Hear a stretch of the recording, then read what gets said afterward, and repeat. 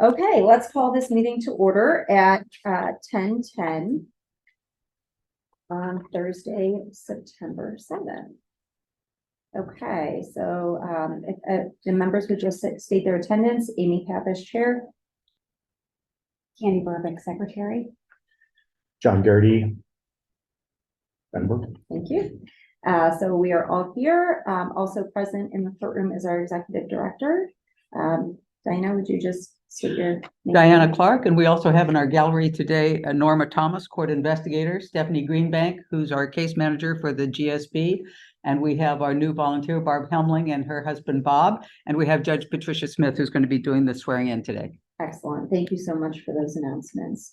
I would need an approval of the agenda that has been circulated prior to today's meeting. So can I please have a motion to approve the agenda? So moved. In a second? I second. And all in favor? Aye. Excellent. Amy, I forgot, Yes. we also have in the jury box Megan Hardy, who's another court investigator, and Michelle Crawford, who's our fiscal officer for the probate court. Fantastic. Thank you for that. Okay, and could I please get a motion to approve the minutes of the July 6th meeting, please? So moved. In a second, please. Second. All in favor? Aye. Excellent. Minutes have been approved from the July 6th meeting. We will These now. are excellent. Sorry, I'm to break, Yes, but these are excellent minutes. I just want to Yes. say the best minutes I have ever seen or reviewed. fantastic. or voted Thank you, on. John. so I much. appreciate Really that. great. We also have Timely. Thank you. We also have appearing via Zoom today, Rick Squire with Catholic Charities and John Vanetti, Director at Portage DD. Excellent. Welcome. Okay, at this time, we are going to open it up to public comments. If anybody has anything they want to contribute, anybody in the gallery, you all have been introduced. So I don't know if anybody has any comments that they would like to make at this time. No? Okay, well, welcome to our meeting. Moving on to new business. The first thing on the agenda is the GSB volunteer introduction and swearing in by Judge Smith of Barbara Helmling. Thank you, Judge.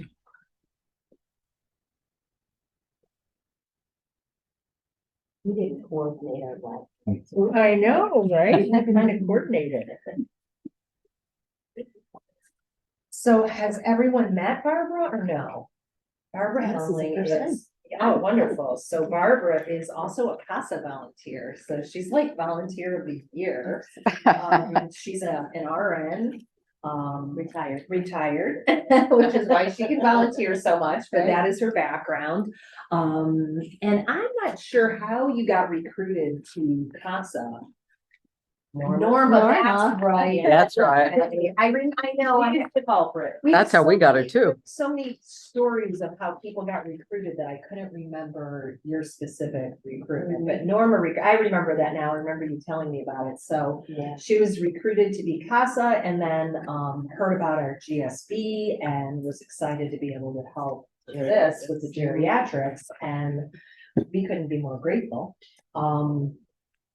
I'd like to get more volunteers. Oh, I'm sorry, what did you, I'd love to get more volunteers, and so I'm hoping that as we continue to grow this program, we'll have more people just like you.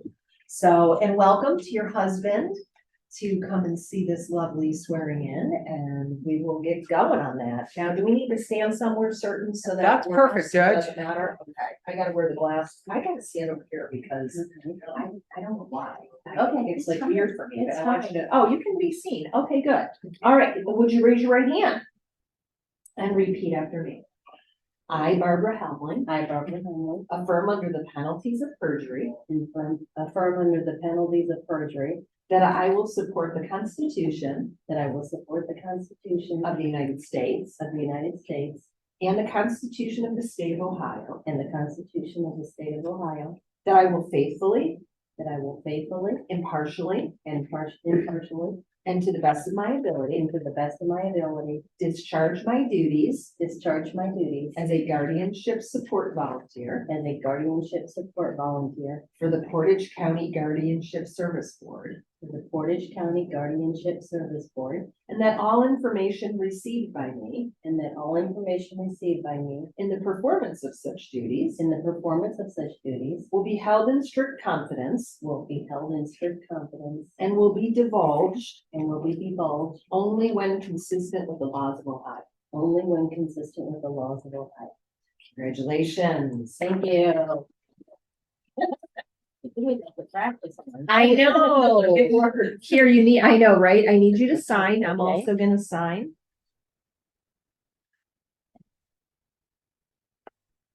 It's everything. And we'll scan and give you a copy of that, Barb, Okay. along with your certificate.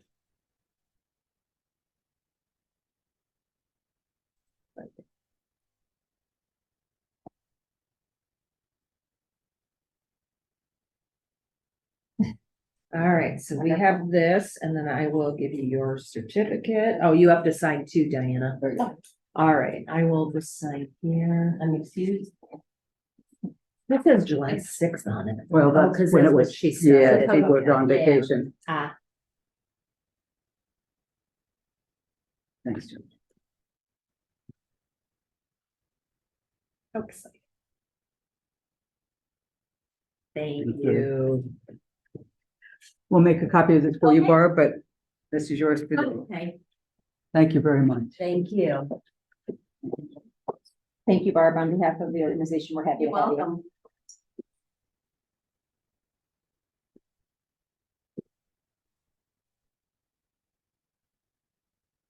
Okay, now we're gonna move on to the financial report, and I'm gonna let Diana talk on that. Very good. So we're 66% through the year. Of course, we started a little later in the year, so, but our expenditures to date are about 54% of the budget, what was budgeted, the 66%. So, we are under budget for the year. In computing our 2024 draft budget, I have taken into account when we get to that, what our surplus is going to be, so that we can work all of that into our analysis of what funds we need to come up with for the next budget year. So the only category that we're a little bit over on where we should be would be with respect to the caseworker position. The caseworker position was budgeted to start in July, but we had the opportunity to bring Stephanie on board in June. And so that's why the expenditures for year to date are a little high in that category, but it's offset from the savings for the executive director because that was supposed to start in January, but I didn't come on board until April. So it's more than a wash. So in terms of our expenditures, we seem to be doing well, staying within where we are to date. And so I think, you know, our operation has been very conservative, but we've gotten a lot done with the funds that we've had and the resources we've had. So I'm very pleased with our performance. We've really only been operating actively since June. So for 3 months, we've done a lot. Any questions on the expenditures to date?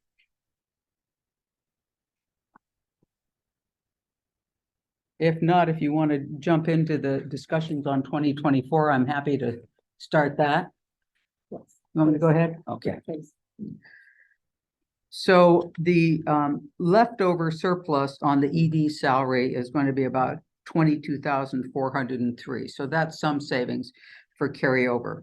With respect to the caseworker position, like I said, because we picked up the extra month, we're actually going to be short about $7,834 from what we had budgeted for the 6 months. But like I said, that really is offset by the ED savings. In terms of other areas where I think by December 31st, we're going to have savings, we'll probably have about 1,500 in supplies, about 3,000 in legal services, about 2,000 in medical expenses. The website savings is going to be about $500.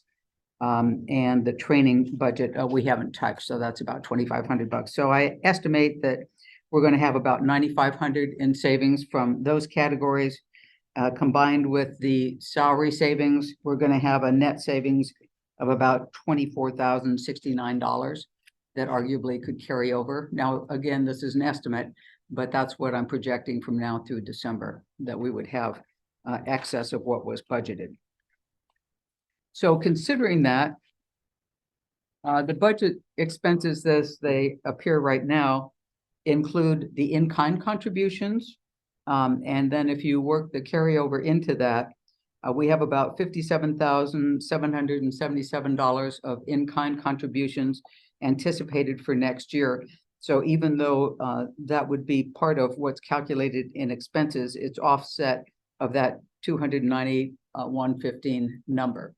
So if we subtract out the in-kind, if we subtract out the carryover, and then we add in, we're anticipating Direction Home is going to give us another grant for this coming year. And I'm going to be putting in the request to have those funds used to get the car because we don't have our own transportation. We share in a pool of vehicles with the probate court, the juvenile court. And so because we've been traveling over 1,000 miles in just the 2 months that we've been doing the visit so far, it's really going to make more sense to have our own dedicated car, particularly from the standpoint that we're technically not a part of the probate and juvenile court, even though we're supported by the court as a member of the board. So that's why we're going to put in the grant request for Direction Home to help us support that car. So Diane, you have a question on that? Yeah. So, Direction Home gave $10,000 last year, correct? Or for Correct. this year. And so are you anticipating that we'll be able to secure an additional 10,000 for the 2024 year? And then from that 10,000, that would cover the 5,900 for the car? Actually, I'm looking to try and ask them for the whole $12,860 for all of the vehicle expenses. Oh, okay, I'm sorry. And to So up the it's- grant- There are multiple expenses. here. Sure. Okay, Um, so, They're meeting on Monday to start talking about their grant awards for next year. And so it's my understanding, as long as I get the proposal to them this week, that they'll include that in their discussion. And they seemed interested in renewing their grant in some amount to us next year. So I'm hoping that they'll do at least the 10,000, but I'm going to ask if they'll cover the whole thing. excellent. So that would cover all the car expenses that are Correct. estimated for 2024. Okay, Additionally, to help cover the new caseworker position, I have put in a request to Kelly Jo Jeffries at JFS to see if JFS might be willing to support some of the expenses for the GSB next year, specifically to help us bring on a new caseworker. And the reason I suggested that that would be fitting for JFS to do is because a substantial number of our referrals come from Adult Protective Services. sure. Already MHRB and Portage DD contribute to help us care for their clients who need guardians, the ones that are already in public guardianships that we're visiting and the new people that are coming in that we're becoming the guardians for. And so in the same way that these agencies hand off their clients for guardianships, JFS does the same thing with APS with their referrals. Sure. And so we're hoping that JFS will realize the need to continue that support as they transition from being managed by the APS investigator caseworkers over to us. Okay, So we're still waiting to have that dialogue, but I have presented that information for consideration to JFS. okay. So if we look at the 290,115 minus the in-kind, minus the carryover, and minus the car, we're looking at 195,409. If the 195,409 is offset by, let's say, for sake of argument, $40,000 for JFS, because the combined expenses for the new caseworker for half a year would be $37,248, then that would take the balance of what we need to come up with down to 155,409. So that said, Well, I have some yes, comments on that though, if you don't mind. absolutely. Okay, so. Thank you. I think one of the very significant things that we need to be addressing is your salary. And the salary of the caseworker. I think that that is an exceptionally low salary for you based on the work Well, that you do. Thank you. And I think that we need to looking forward into 2024, I think we need to consider what that salary should really look like. And in addition, what the salary for the case worker should really look like. Those, I believe, are drastically undervalued. I mean, I do this work on a daily basis. I know the amount of time that you spend. And I think that that is considerably low for the hours that you guys have put in And so my concern is I would like to see an increase in those salaries. I would like to see, ideally, I think your salary should be upwards of, close to $90,000 for something that you're doing like this. But I understand that might be a large jump for 1 year, but I would like to see, at minimum, a $10,000 or $15,000 increase in your salary for the next year. And then, maybe a similar percentage increase for the case worker. And then kind of look at that over a 2-year period to get you where you really need to be. I mean, I have seen the amount of work that you guys have done in just 3 months. I can only imagine where we're going to be by this time next year. Knowing, your work ethic and the case manager's work ethic, that I think that is something that we should absolutely address now, and we should build into next year's budget. And if that means we have to go back to, DD and mental health and ask for increased contributions, I think that's something where, and I'm even willing to go to their board with you, but I think we need to go back to them and ask for additional funds because, clearly their constituents are being served by this program. I would like to open that up to discussion with the other board members. And if I can just add, we did create a caseworker manager position that we would be moving Stephanie into next Right. year. And that does incorporate an increase in pay for Stephanie. I didn't increase the pay that we had budgeted for the new caseworker we would bring on. That's currently at $20 an hour. If we upped it to 21 or 22, that would add another $2,000 to $4,000 respectively. And I wouldn't be opposed to that, but I think that we need to address these issues. If we're gonna be, voting on a budget at our next meeting, Understood. we need to be addressing these issues today. And I'm sorry to kind of just throw that all after you guys, but when I Sure. sat down with this budget, over the last, I looked at it from last time, and then I looked at it when Diana sent me the proposed, and I thought, this just really does not adequately reflect the amount of work that, Diana and her team are doing to get this up and rolling and to serve, the individuals in our community. You guys have any comments? Is the caseworker and the case manager, are those full-time positions or half-time? No, they're full-time positions, John? Yeah, that caseworker is. Right. So. Well, I right, mean, very right. low. I mean, ideally, I couldn't live on that. in my mind, I'm thinking the case manager needs to be, closer to 60. Diana needs to be closer to 80. And I don't know what your part-time caseworker, I mean, Well, it's a $20 full-time hours. position. It's just that Oh, we I'm wouldn't sorry. hire until July. I'm sorry. Okay. So- It's really just the half of the year. It's a half a Oh, year okay. calculation, Okay. right? So Okay, that it's makes 40,000. So, Approximately, yes, okay, right. sense. Because So we that figured that makes by the time we got halfway through the year, our caseload will have increased to the point where that You're going extra to need position is that. going to be needed. And absolutely. I end up having more administrative functions rather than some of the case management stuff that I'm doing now. Sure, So if that's a half a year, then that's a probably, little more in line. Yeah, Yes. I can, right, And that's fine. so, but the case manager, caseworker manager, that is their full-time salary, that, The for year, 49, the 50,000 for the year? that would be full-time for the year. The 49,920 is the base salary, and then you've got the benefits and medical below that. And they'll supervise, The caseworker and have overall responsibility for all of our guardianship case management. and that includes supervising the guardians. Well, we are the guardians.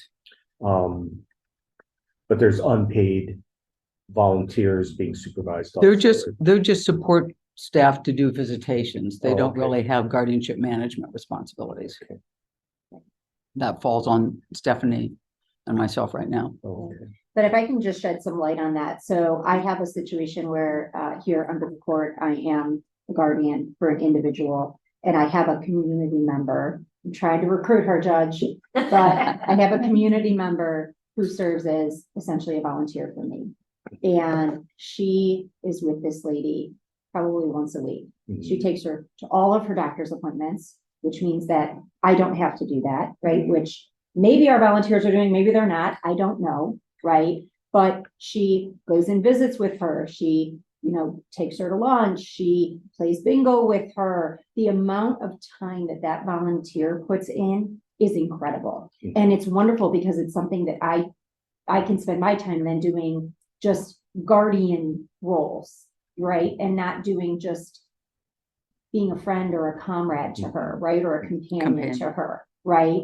And so there are countless interactions that I have with the volunteer on a weekly basis, right? I'm texting her, she's texting me weekly. Hey, just want you to know, like, Barb's having some heart issues or whatever it is, right? And I'm like, okay, well, then I gotta jump on the phone with the doctor, or hey, her hearing aids aren't working right. You might want to take them in for, okay, great. Or she's, maybe she'll be like, I'll take in the hearing aids for you. It's just down the street. I'm happy to drive them there for you. But the amount of supervision that I do with one client, like one ward, the amount of supervision I do of the volunteer is immense. That's what I was Right? thinking. Yeah. So I can only imagine, right, a year from now, if we have 10 or 20 of these types of guardianships, Mhm. right?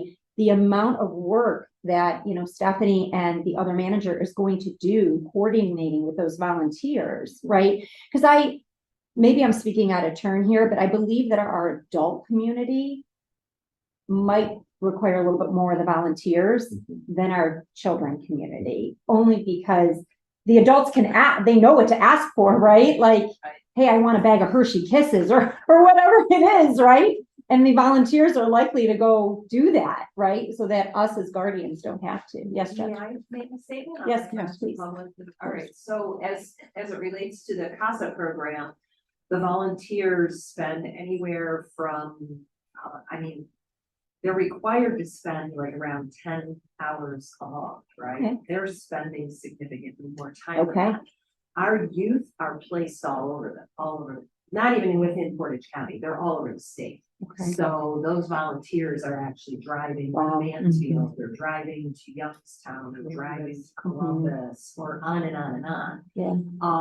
I think obviously our wards are here in the county, Right. but we have standards in our CASA program. This is a new program, so we don't have national standards for a GSB. I think we have certain standards, as professionals that we would have to engage in. But for our CASA, my executive director is only allowed under our national standards to supervise 20 volunteers, period. Mhm. So every time we get more volunteers, I have to hire a new we call them coordinators, Right. case manager, whatever you want to call them. So they are only allowed to supervise so many volunteers. And I think that would be what Diana would try to set up is as we grow our volunteer staff, it is only successful if we adhere to certain standards where we're not having Stephanie supervising 50 volunteers. Like you're never going to coordinate that. It just couldn't. It couldn't happen. So we have to have the internal staff within the GSE to do the hard stuff that you're doing, calling the doctors and doing the guardianship work. The volunteers are out there to support the actual wards and do the things that you're not gonna go and run. You will. I will. I am after the meeting today, as a matter of fact, Judge. Most Guardians are not running off to CVS to buy a bag of Hershey's Kisses and drop it off for their ward. But that is what we would all want to see happen to the people in our community. I want, our community members who are in need of guardians to know that there is somebody out there for them. I will also note that the reason we are trying to build this volunteer portion as extensively as we are, is we have a number of public guardianships within this court that are currently being served by attorney guardians who really don't want to be on these cases. Right. And we need to be able to get them off the case and give them to this guardianship services board. We're not doing that right now because we don't have enough volunteers. So I will be hawking the program at the Balloon Fair on Saturday. I will be standing out there at a table and trying to recruit volunteers, but that is why we're trying so hard to recruit so many volunteers, and we have 3 now, I think you said? The two, Barbara and, Two. Two volunteers, that's, Right. our CASA To start. program within the first, we are in year 2.5 of CASA, and we had 41 volunteers. right. So I would love to see it grow that much, and they're I think amazing. we all, So I hope that helps kind of Yeah. clarify a little bit, John. I don't know if that helps you. I'm gonna Yes. say Okay. that the 40,000, the 49 and the 42 are SSA salaries, they start out around that and they're managing around 30 cases if it's a waiver caseload, if it's and I know you both, if it's an SSA, it's higher and, they're making the visits, they're doing stuff. Diane, I know you do a wonderful job. Oh, thank you. I am sure that salary does not reflect what you deserve. I personally don't want us to outgrow our budget and not get anything, but I do. I mean, I'm in favor of, raises every year and things like that, but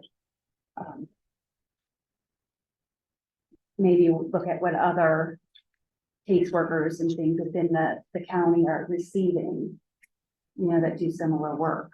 We could do a study like that. and Yeah. That'd be a good model. Circulate Yeah. around, It would sure, be Maybe my suggestion, right. you We, know. we could certainly do that.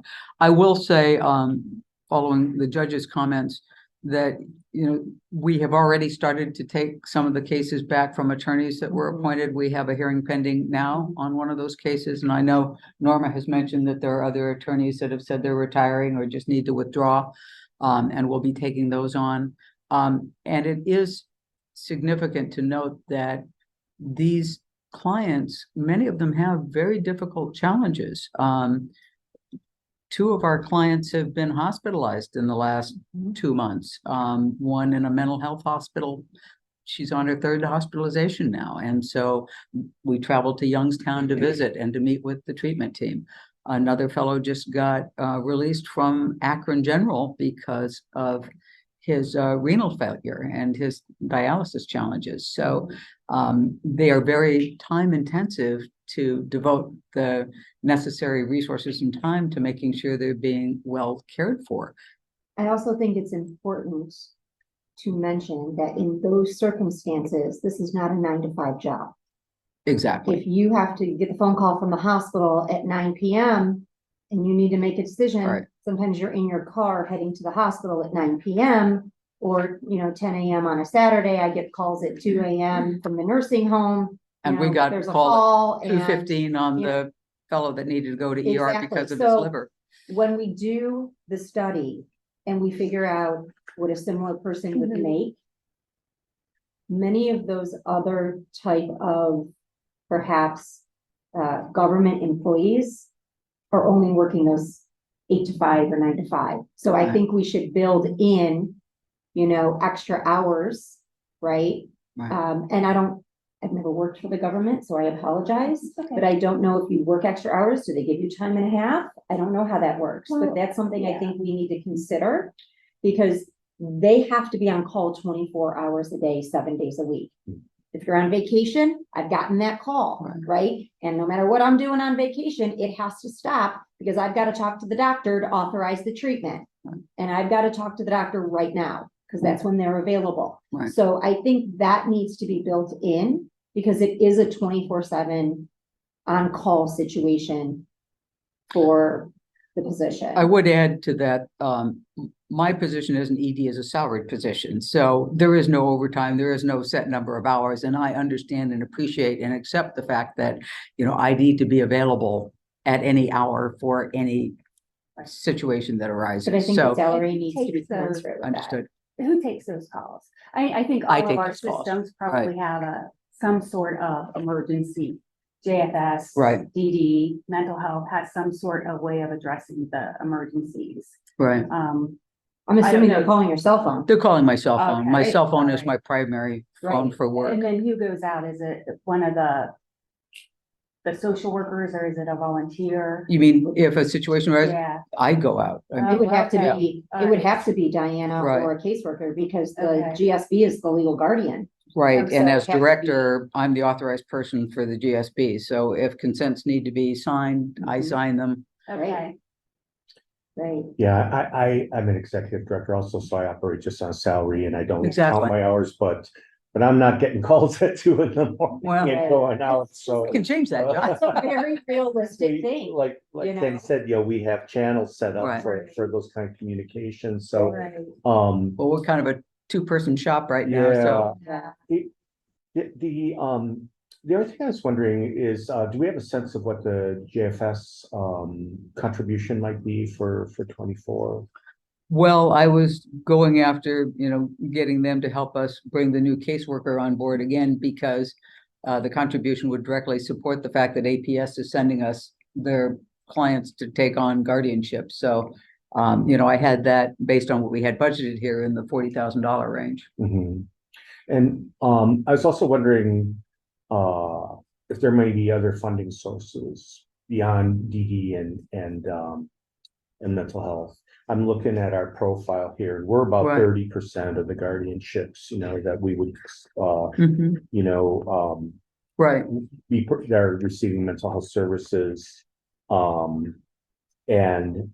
But we do have, quite a bit of increase in the 24 budget that we're Mhm. looking at. And I don't know who that other partner might be besides the three, JFS, DD, mental health.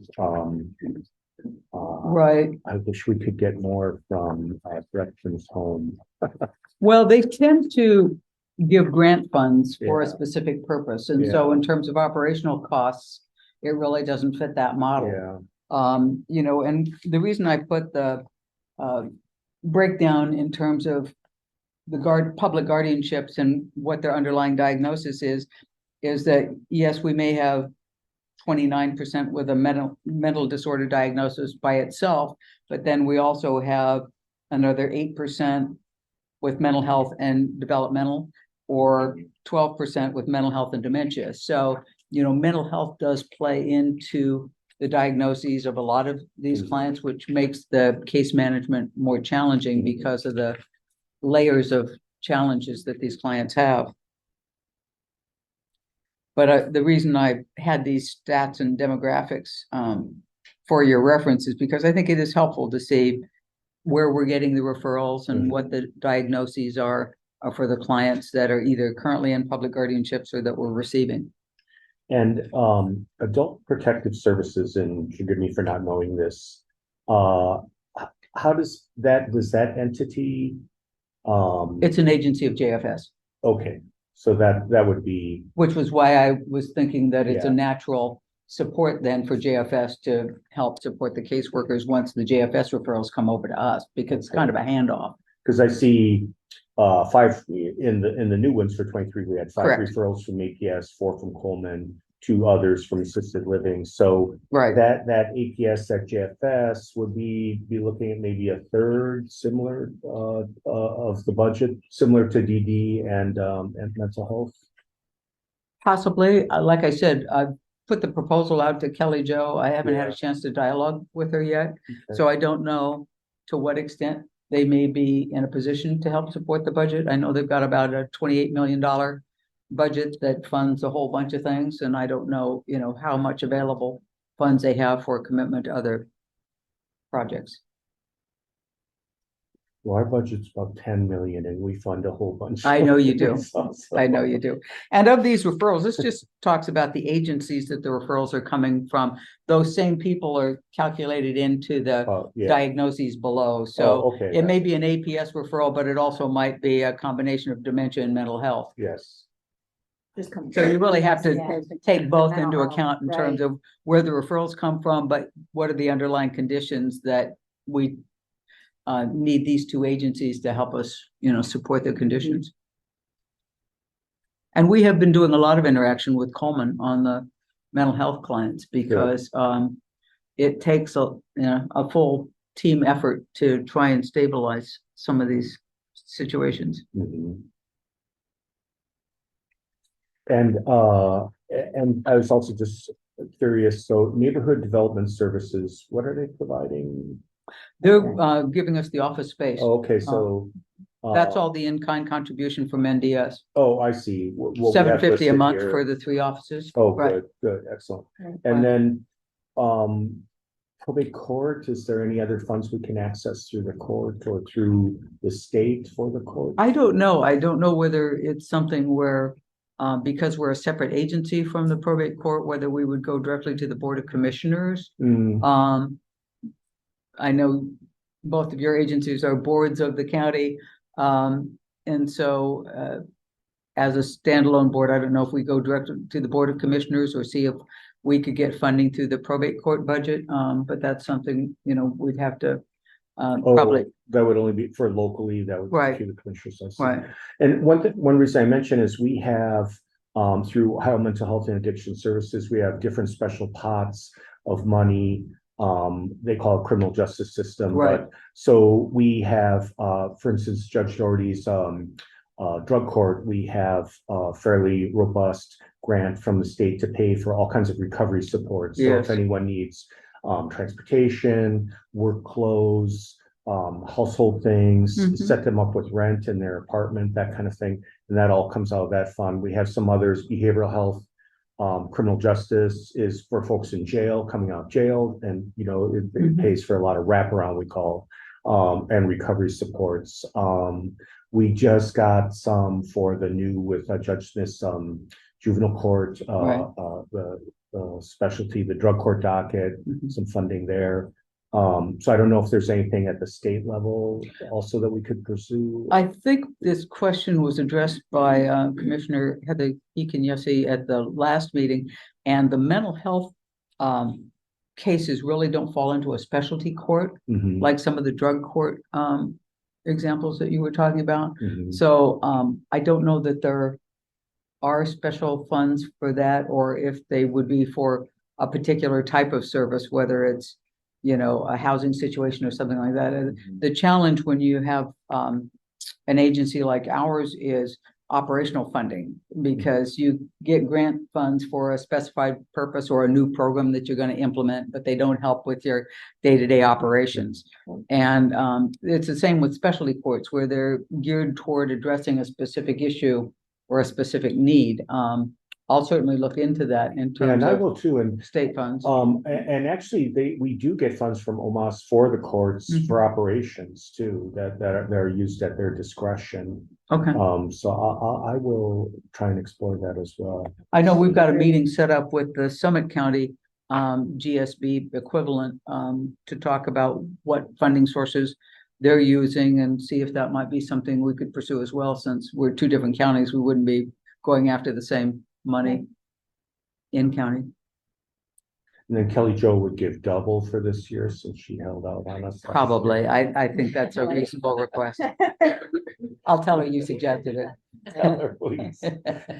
I love it. Yes, I'm sure. I'm sure. I will certainly look into similar positions in Portage County. I think it's a challenge, if we look at Summit or Akron, because, you've got different cost of living factors involved. But I will see what analogous positions are in Portage County that could be a comparison. And I can email you that, for further discussion at our next meeting. We could really finalize the budget in January for all intent and purposes. I just wanted to start it now so that we could have a dialogue, see Oh, what it's very direction you want to helpful, go. Very helpful. Give us time to talk with your boards, on presentations, at least bring your boards up to date with what we're doing Mhm. and what progress we've made in the 3 months that we've been in operation. But I was hoping, starting in September, we'd have some running room to get this finalized. That sounds great. Thank you for all your hard work on that, Jen, and that's much appreciated. And I just also want to echo that I do think we really need to address the executive director's salary. First and foremost, and then probably if we did that incrementally, usually that's a little more palatable to the Mhm. public. Sure. Because it is quite low, but Right. to jump it up all at once could be could be Right, I think controversial. we could do that over, maybe a 2 or 3. Yeah. Well, and just philosophically, I had this discussion with Amy when we talked last week, but, I'm always more concerned as a director to making sure that I have staff levels at a place where I'm not gonna lose people that I value and need. And so, you know, if adjustments need to be made anywhere, I'd rather have them be made to keep my salary conservative, to make sure that my caseworker salaries are competitive and they're gonna have motivation for staying on board. Because once you gain that experience, you certainly don't want to lose it, because they're getting paid, you know, better compensation in another location. So Well, I just we wanted to put that appreciate out there. Diana. We also feel So- that way about you, Okay, so. well, Yeah. I'm not going anywhere. I just built a It's not house, a so. it's not a ministry, you Yeah, know, it's, right, exactly. Right. I mean, It's an we employment feel that way position. about you as well. Understood. You know, the value that you've brought to this board, you know, needs to be recognized. Thanks, So Amy. I appreciate we it. will continue to have discussions about Yes. that. So I can bring information to you on the additional salary comparison things. Hopefully I'll have more information coming in from Direction Home and from JFS. I won't wait till the next board meeting. I will email that information do. to you, so at least Great. you're Great. kept current in real time. Sounds great. And I'll give an update to our board too, and especially on all the progress that's been made with the. Thank you. That's why I put together the fact sheet. It's Yes. the last 2 pages, Yes. and there are handouts of that fact sheet over on the table. We also did the new brochure that I gave you, that the judge and I are handing out at our different speaking engagements. Mhm. But we do have pictures of, well, this is actually Amy's client, Yes. Barbara Goforth, Barb. charming lady in Streetsboro. And then we recently were sworn in as guardian for this lady, B. D'Amico, who lives in Streetsboro as well. And then, of course, we went to one of the DD facilities here in Ravenna, Independence, and visited with these 2 DD wards. That's our volunteer, Rebecca. You know, we are making these visits, and we've gotten in quite a few visits with our DD clients as well as our mental health clients. Wonderful. So it's So really great. going well. So far, we've done about 46 visits since we started doing visits at the end of June. June 28th, I think, was when we did our first Wow. visits. We've traveled over 1,000 miles. Visits to out-of-county hospitals. I'm going to be going this afternoon to Youngstown because one of our mental health clients is in the hospital there, and we need to check up on it. So, you know, we've been traveling, Yeah. keep them busy, but we've got great clients, so. Well, thank you for all of that. Okay, so I apologize that we spent so much time on the budget, but I thought it was really important to No, talk it's- about a few of those things. It's great to have this input. I Uh, appreciate it. Okay, Diana, I'll let you roll right into your report. All right, thanks very much. So, as you met Barb Helmling, she is our new volunteer. Barb's going to help us, well, B, our gal that we just had sworn in a couple of weeks ago, is a very social, I'm so sorry. I thought I had that turned down.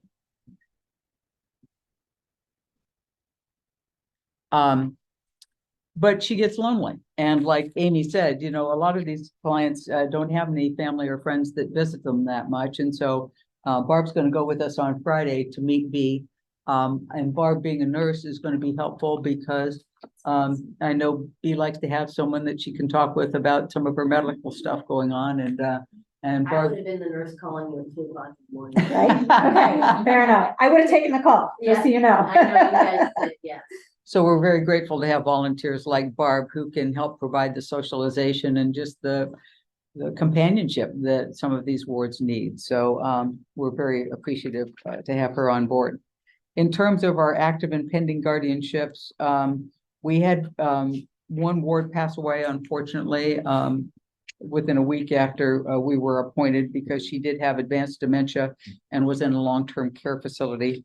But we were at least able to keep her brother apprised of her situation, and we did attend her memorial service and helped with whatever arrangements we were able to do.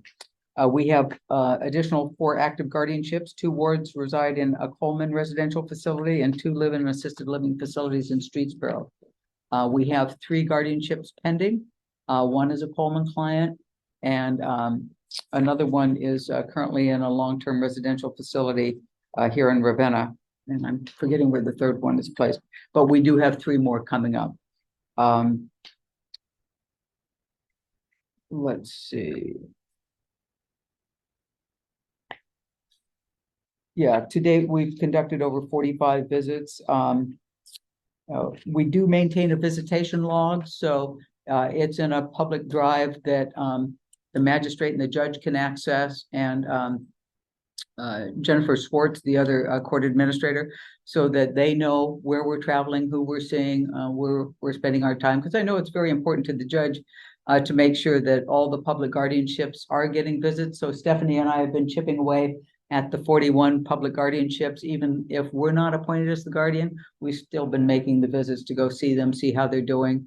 We've been to a couple of the DD homes, private homes, and those clients are doing extremely well. So it's just kind of peace of mind when we visit these public guardianships who haven't been seen by anyone other than their ward, their guardian, to assure the court that they are being well cared for. Let me ask a question. Of course. So I understand for new guardians, you guys have a pretty comprehensive training program now of how to be a guardian. Well, the guardians, again, are Stephanie and myself. The agency is the guardian. Right. And so we execute the duties, the responsibilities of the guardian.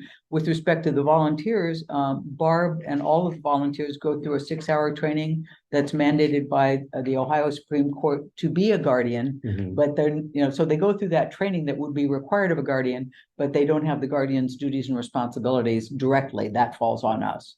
Oh, okay. And is that moving forward? That's the model we're gonna keep? Yes. That's all? Okay. Yes. And I was just asking because I think there's some current guardians out there that may not have a clear understanding of some of the different aspects of guardianship. I was Mhm. visiting with a mom last week, and she has guardianship with her son who has severe persistent mental illness, and she thought she could do forced medication decision as a guardian, and the magistrate and I were explaining to her, no, that's a separate, guardianship Procedure, is right. one legal procedure, but forced meds is a separate Mhm. procedure.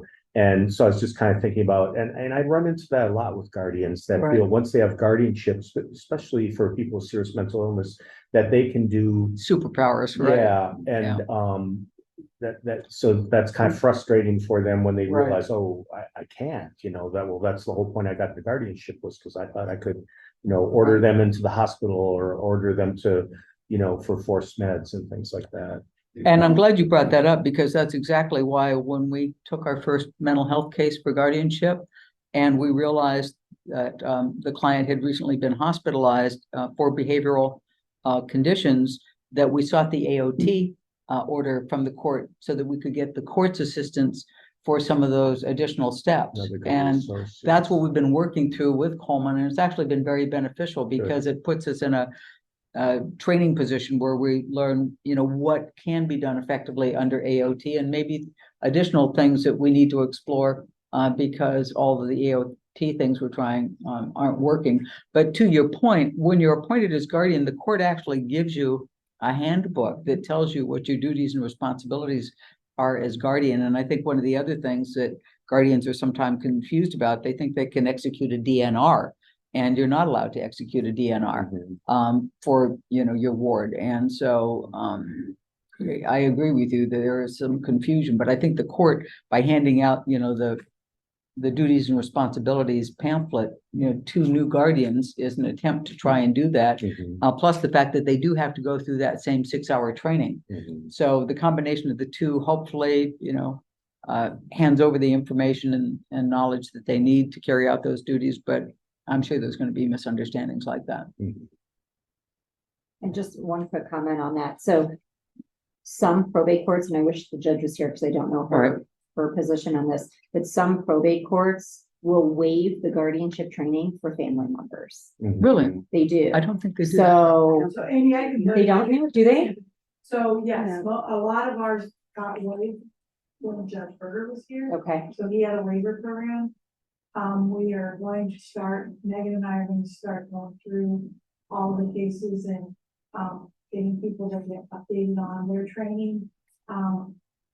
Because some just didn't do it. Right. And so that's in the next year, we're going to start going through them and getting people updated. And then there's gonna be the 3 hour every year. Continuing. Good. Continue. Regardless if Right. they're a family member or not. Right, well, family members can ask to get waived, and it will be up to the court if they waive it. Previously, if you were a family member, you just had to fill out a form and there. So lots of our guardians did not do. And that I may see. be, That's Yeah, where the at least misunderstanding. It tends to be family members that Right. have run into this, and Yes. that's so good to hear, Norma, because I think it would be so beneficial for them to have that training, Right. even as family Agreed. members, you know. I and, agree.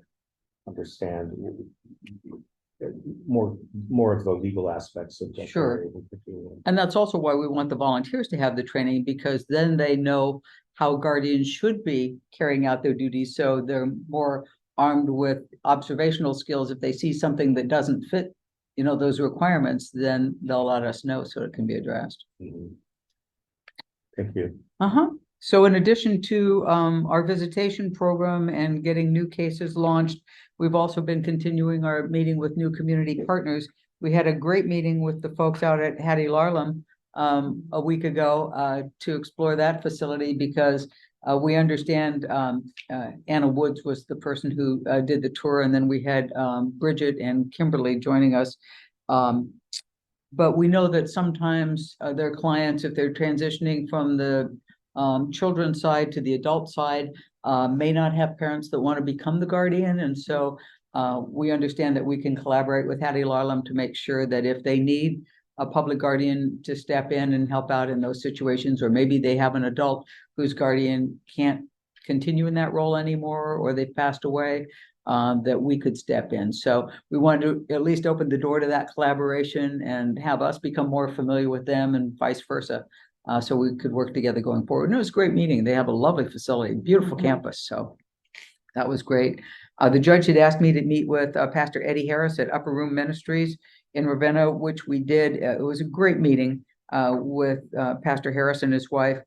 We talked about ways that we might be able to help their parishioners if they had family members that needed guardianships in the future, or alternatively, if they had parishioners that wanted to help as volunteers. We were more than happy to explain more about that and work with them to get them on board. Rick Squire and Rick's on board in Zoom today. We've met several times to discuss ways that Catholic Charities can continue to partner with us. One of the things that we're pursuing is talking about how Catholic Charities might be able to serve as a rep payee for some of our guardianship cases, where maybe they're not in a nursing home. Oftentimes, if they're in a nursing home, the nursing home becomes the rep payee, because that's where most of the funds go anyway.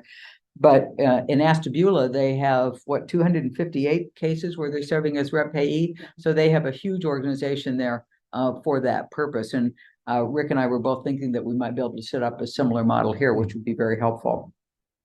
We also visited the Vista Veranda Senior Living Facility here in Ravenna to learn more about its clients and its residential programs. It's mostly a private pay facility, but they do work with veterans that are on veterans benefits.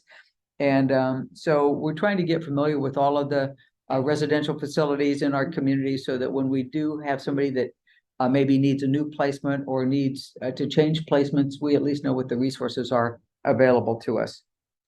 We've got some presentations coming up. The judge and I met with the Rotary Club a couple of weeks ago and gave a presentation to that group. And then we're going to be doing presentations at the Sheriff Citizens Academy on September 27th.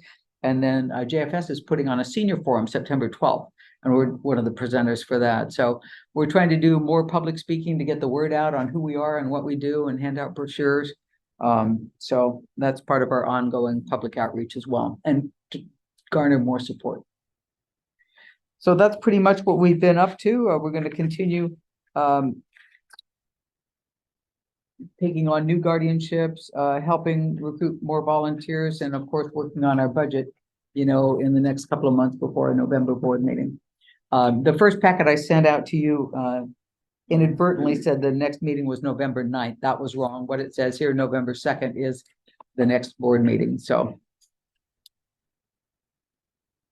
but I'm happy to answer any questions with respect to what we've been up to, or any other questions or information you need. All fantastic stuff, Donna. Thank you so Thanks, much Amy. for your hard work Appreciate and it. dedication. Anybody have any final comments? Okay, well, with that being said, then I need a motion to adjourn, please. So moved. Second. Second, all in favor? Aye, And the meeting is adjourned at 11:05. Thanks very much. thank you. We kept it to an hour. I wasn't sure we were gonna get there when we started talking about the budget. I know. I appreciate that input though.